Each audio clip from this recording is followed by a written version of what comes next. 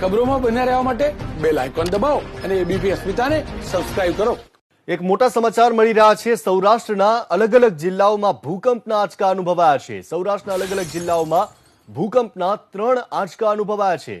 સવારથી આ 3 આંચકા અનુભવાયા। તાલાળામાં 2 અને મોરબીમાં ભૂકંપનો 1 આંચકો અનુભવાયો છે। ફરી એક વખત સૌરાષ્ટ્રની ધરા ધ્રુજી છે।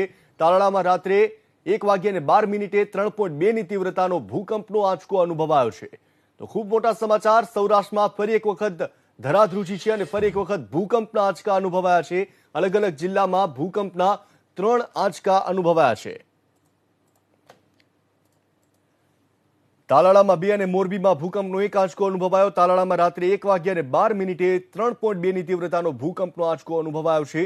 પ્રથમ ભૂકંપના આંચકાનું કેન્દ્ર બિંદુ તાલાળાથી 11 કિલોમીટર દૂર નોંધાયો છે। વહેલી સવારે 5:52 ફરી તાલાળામાં 2 ની તીવ્રતાનો ભૂકંપનો આંચકો આવ્યો। તાલાળાથી 12 કિલોમીટર દૂર આ ભૂકંપનું કેન્દ્ર બિંદુ છે।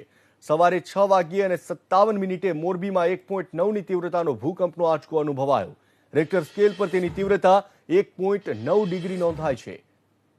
મોરબીથી 24 કિલોમીટર દૂર ભૂકંપનું કેન્દ્ર બિંદુ છે। તો મોટા સમાચાર છે। ફરી એક વખત સૌરાષ્ટ્રના અલગ અલગ જિલ્લામાં ભૂકંપના આંચકા અનુભવાયા। આ પહેલા રાજકોટ, ગીર સોમનાથ, વેરાવળ, પોરબંદર નજીક ભૂકંપના આંચકા અનુભવાઈ ચૂક્યા છે અને હવે ફરી એક વખત ભૂકંપના આંચકા અનુભવાયા છે અને સૌરાષ્ટ્રની ધરા ધ્રુજી। આ વખતે તાલાળામાં 2 અને મોરબીમાં ભૂકંપનો 1 આંચકો અનુભવાયો। તાલાળામાં રાત્રે પહેલો આંચકો 1:12 3.2 ની તીવ્રતાનો, ત્યારબાદ ભૂકંપના આંચકાનું કેન્દ્ર બિંદુ 11 કિલોમીટર દૂર નોંધાયું। વહેલી સવારે 5:52 2 ની તીવ્રતાનો બીજો આંચકો આવ્યો। બીજા ભૂકંપનું કેન્દ્ર બિંદુ તાલાળાથી 12 કિલોમીટર દૂર નોંધાયું।